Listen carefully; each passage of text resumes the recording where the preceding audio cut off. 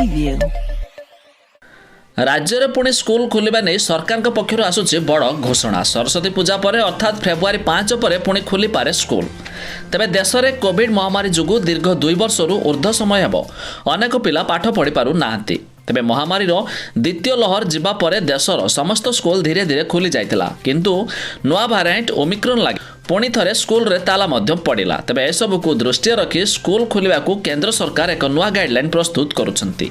तेबे आसंतु संपूर्ण अपडेट नजर पकाइबा ता पूर्वरु वीडियो को लाइक कर दियंतु। जदि सब्सक्राइब करनांती एबे सब्सक्राइब करी पाखर थिबा घंटी चिन्ह को दबा दियंतु।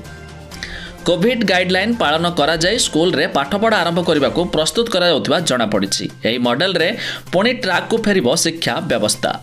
सेपरी ऑनलाइन शिक्षा रे कौनसी प्रकार असुविधा हेबनी। सबुठु बड़ कथा हेउछि 2 वर्षरू अधिक दिन धरी घरे रहिथिबा प्राथमिक पिला माने स्कूल को आसी पाठ पढ़िबे।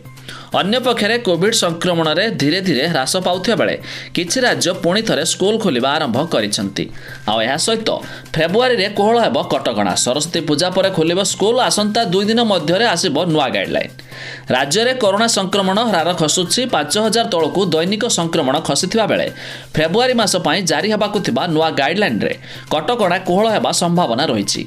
एने उच्च स्तर रे विचार विमर्श होइथिबा जणा पड़िछि। आसंता 2 दिन भितरे फेब्रुआरी मास पई गाइडलाइन जारी करिवे स्वतंत्र रिलीफ कमिश्नर प्रदीप कुमार जेना।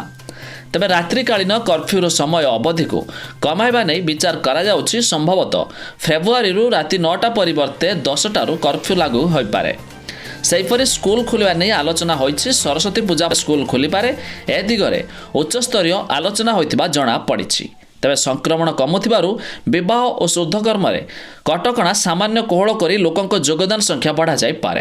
तेबे जहाँकि बड़ अपडेट मुताबक फेब्रुआरी रे आसुछि नुआ कटकणा। एहा छड़ा सरस्वती पूजा पर अर्थात फेब्रुआरी 5 पर पुणी खोली पारे स्कूल।